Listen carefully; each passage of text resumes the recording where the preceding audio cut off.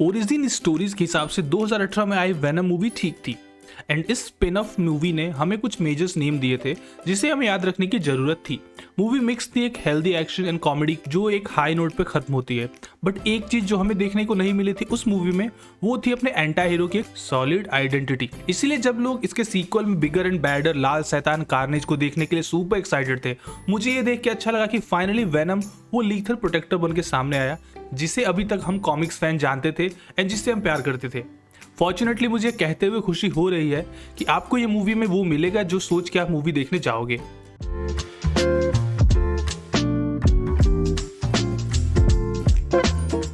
Venom let there be Carnage खुद में ही बहुत ही कुछ है। एक ब्लॉकबस्टर कॉमिक बुक का सीक्वल, एक mismatched comedy between Eddie and Venom, big scale action, आखिर में टॉम हार्डी और वुडी हार्लेसन की नैया पार लगाने वाली शानदार एक्टिंग। लेकिन इसके कोर में इसके चुटकुले और बिग स्केल एक्शन के आड़ में हमें कुछ एक अलग ही चीज देखने को मिलती है। हमें देखने को मिलती है एक लव स्टोरी। ये लव स्टोरी ना ही एडी ब्रॉक और एनी के बीच की है जो फर्स्ट पार्ट में अलग हो जाते हैं, ना ये लव स्टोरी क्लीटस और उसके बचपन के प्यार श्रीक के बीच की है जो चीख चीख से लोगों को मार डालती है, बल्कि ये लव स्टोरी है एडी ब्रॉक और उसके अंदर रह रहे सिम्बॉयड वेनम के बीच की। ये कह सकते हैं कि 2018 में आई मूवी के बाद दोनों के बीच की अच्छी अंडरस्टैंडिंग हो चुकी थी, बट वो एक दूसरे की बात बात पे टेस्ट लेते रहते हैं एंड अक्सर इस बात पे बहस होती रहती है कि इंचार्ज कौन है, और फिर वही कपल वाली लड़ाइयाँ लाइक टाइम, प्राइवेसी, ब्ला ब्ला ब्ला। लेकिन लास्ट में सरप्राइजिंगली दोनों एक जेन्युइन इमोशनल कनेक्शन रिवील करते हैं और दोनों को ये एहसास होता है कि इन रियलिटी ये दोनों एक साथ ही बेटर हैं। वो कहावत है ना, एक से भले दो। डायरेक्टर एंडी सर्किस ने इंटरव्यू में कहा था कि मूवी थोड़ा जिपी एंड ब्रीजी है। तो सबसे पहले करते हैं इसकी स्टोरी की बात, जिसमें बिल्कुल भी स्पॉइलर नहीं है, तो आप आराम से वीडियो देख सकते हो।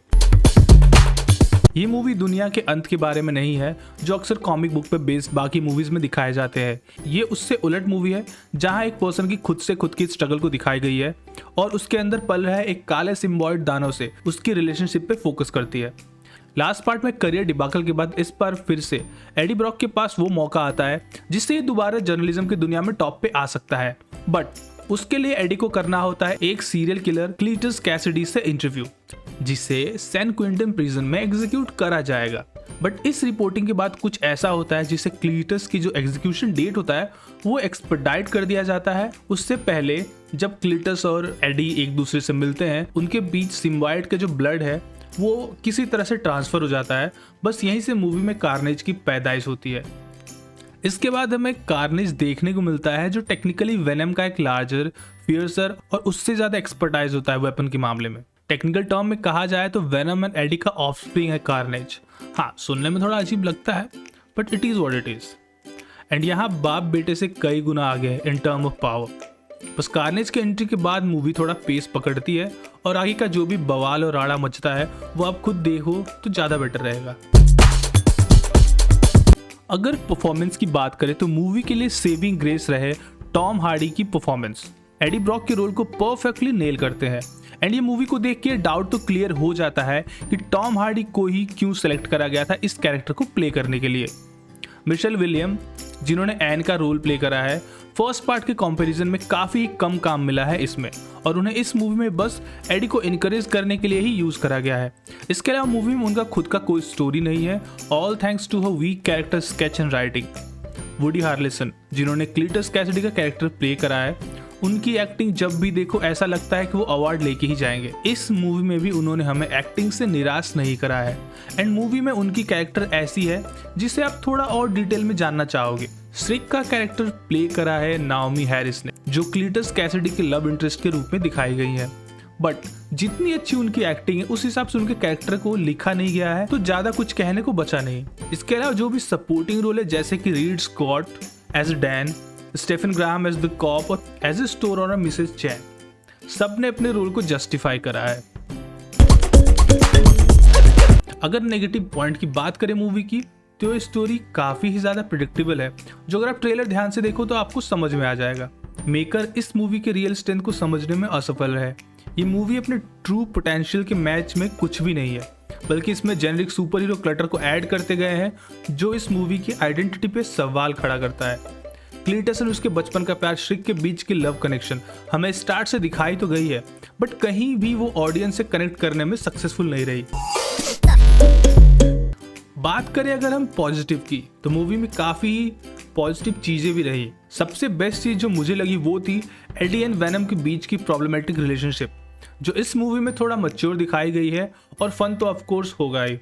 दूसरी बात ये कि मूवी अपने लास्ट पार्ट के मुकाबले 40 मिनट छोटी है, जो ये दिखाता है कि कैसे एक मूवी को कंक्लूड करा जाना चाहिए। फिल्म की मेन अट्रैक्शन थी वेनम का हैलोवीन पार्टी में सोलो एंट्री, जहाँ सबको ये लगता है कि ये कोई कॉस्ट्यूम है और वो लोगों को काफ़ी ज़्यादा कूल लगता है। इसके अलावा एक और फैंटास्टिक पीस जो मूवी में लगा वो था स्टोर ओनर मिसेस चेन का। जितना भी सीन था, उनकी टाइमिंग और टेक्निक उस छोटे से रोल में भी जान डालती है जब जब वो स्क्रीन पे दिखाई देती है। एंड लास्ट में इसके फाइटिंग सीक्वेंसेस जो पिछले मूवी के मुकाबले में बेटर और थोड़ा क्लियर है, तो आप देख सकते हैं कि एक्चुअली में फाइटिंग सीक्वेंस में चल क्या रहा है। सब कहने सुनने के बाद इतना तो कहा जा सकता है कि ये मूवी अब अपने राइट डायरेक्शन की तरफ बढ़ रही है। फर्स्ट मूवी से कंपेयर करें, CGI की यूजेस में काफ़ी ज़्यादा इम्प्रूवमेंट देखने को मिली है, और एंडी सर्किस के एक्सपीरियंस इस मूवी के डायरेक्शन में साफ दिखाई देती है। एक्शन को देखने में मज़ा आता है, एंड अगर आप उसे 3D या 4DX 3D में एंजॉय करोगे तो और ज़्यादा मज़ा आएगा।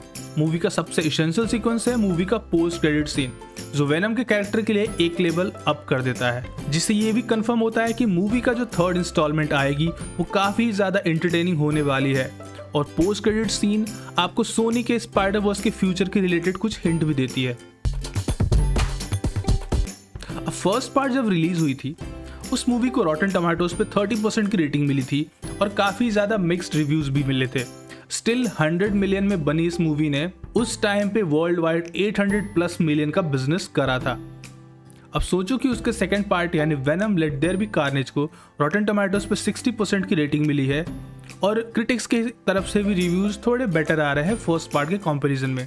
ये मूवी भी 110 मिलियन US में बनी है, और इस मूवी ने 17 दिनों में अभी तक वर्ल्ड वाइड 210 मिलियन की बिजनेस कर चुकी है।